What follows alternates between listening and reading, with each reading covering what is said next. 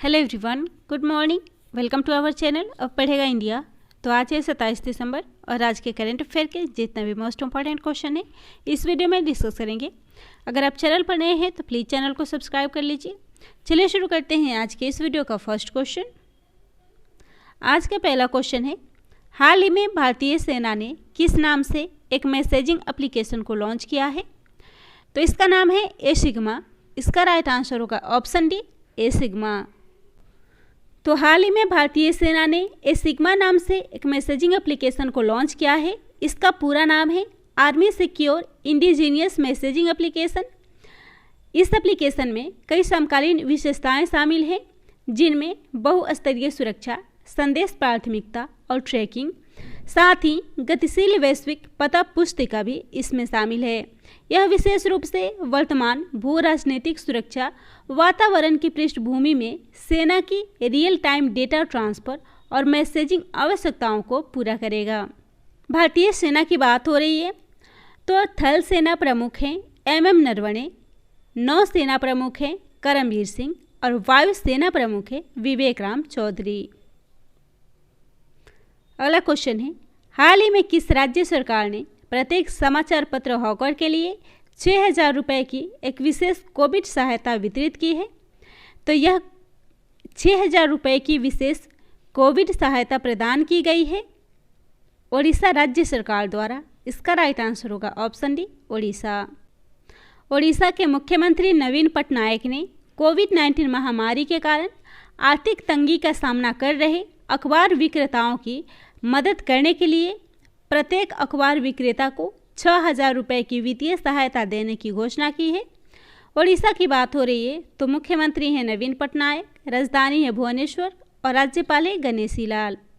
ओडिशा से जुड़े current affair के कुछ इंपॉर्टेंट पॉइंट्स है। यहाँ के मांडा भैंस को राष्ट्रीय स्तर पर मान्यता दी गई है।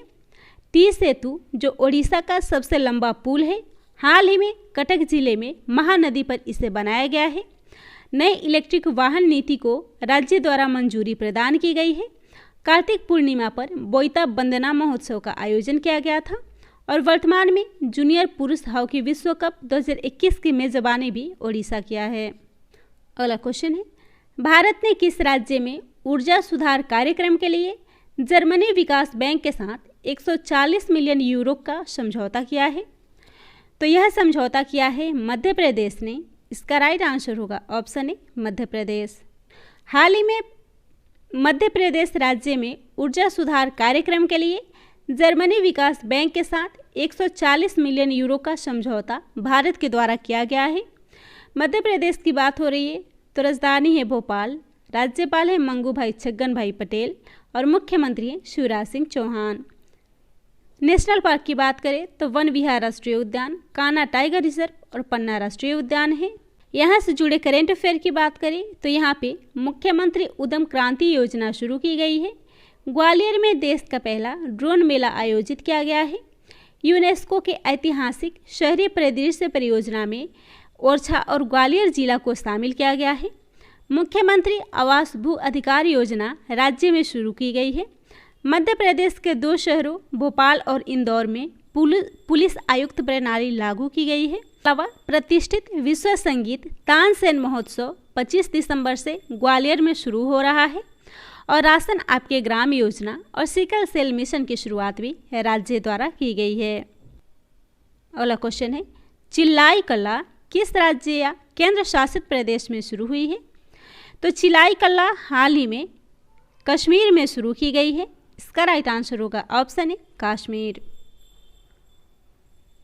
तो 40 दिनों की सबसे कठोर सर्दियों की अवधि में से एक, जिसे चिल्ले या चिलाई कला कहा जाता है, कश्मीर में शुरू हुआ है। यह प्रत्येक वर्ष 21 दिसंबर से 29 जनवरी तक कश्मीर में सबसे कठोर सर्दियों की अवधि के रूप में जाना जाता है।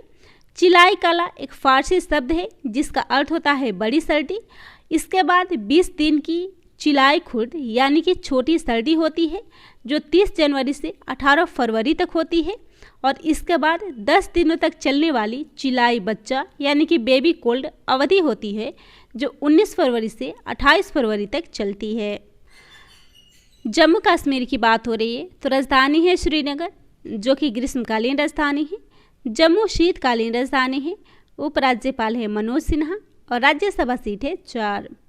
लोकसभा सीट है 5। नेशनल पार्क है Dachigam national park, Kishtwar national park और सलीम अली नेशनल पार्क।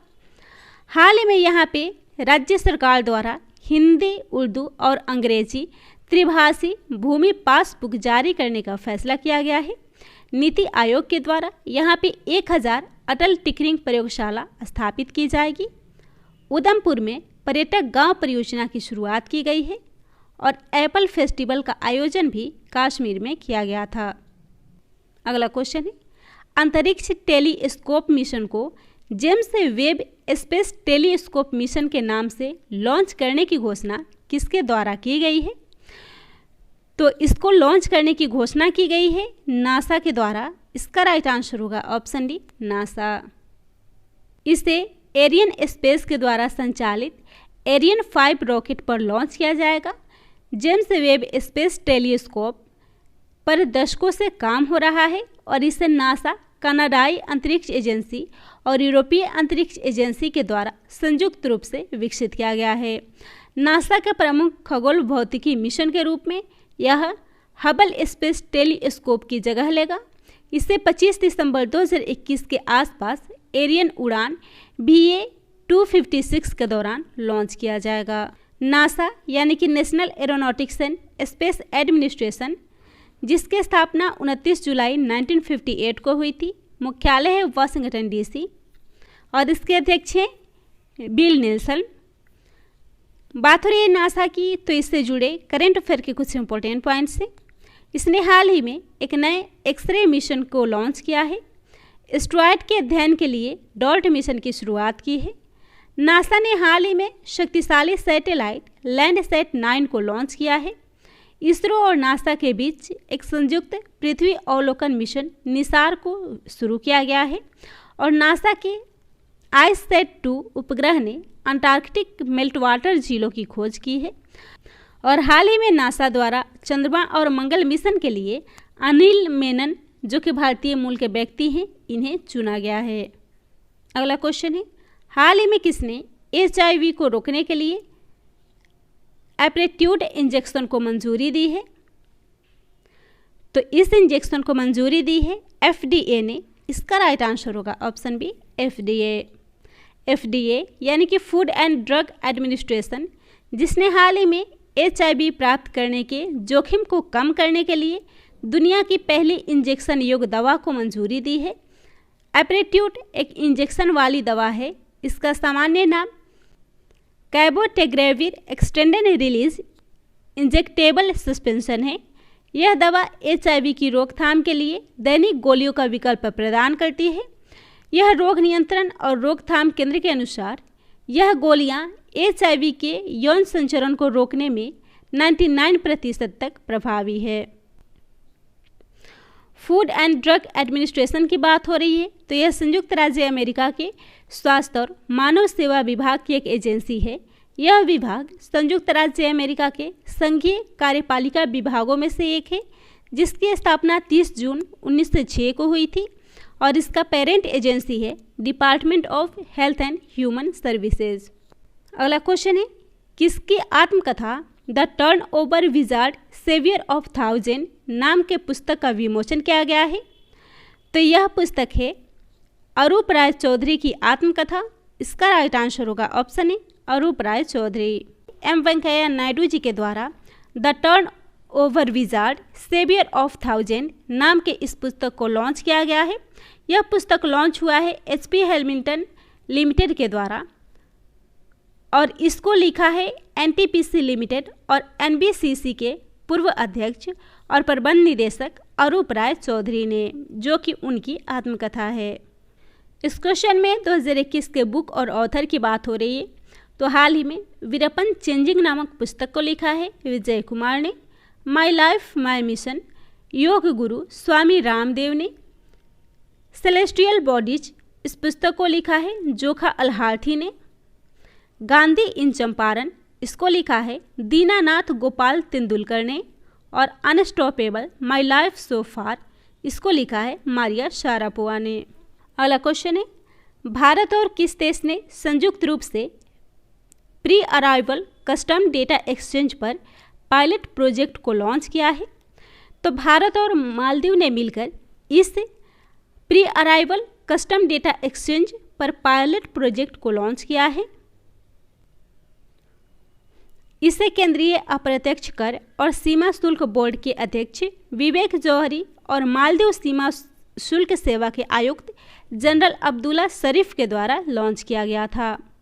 मालदीव की बात हो रही है तो यह एशिया महाद्वीप में स्थित है। राजधानी है माले, करेंसी है मालदीव रुपया और राष्ट्रपति हैं इब्राहिम मोहम्मद सोलिह और संसद का नाम है मजलिस। मालदीव की बात हो रही है तो मालदीव में भारत के अगले उच्चायुक्त नियुक्त हुए हैं मोनू महावर। 13वीं दक्षिण एशियाई फुटबॉल महासंघ चैंपियनशिप का आयोजन मालदीव में किया जाएगा।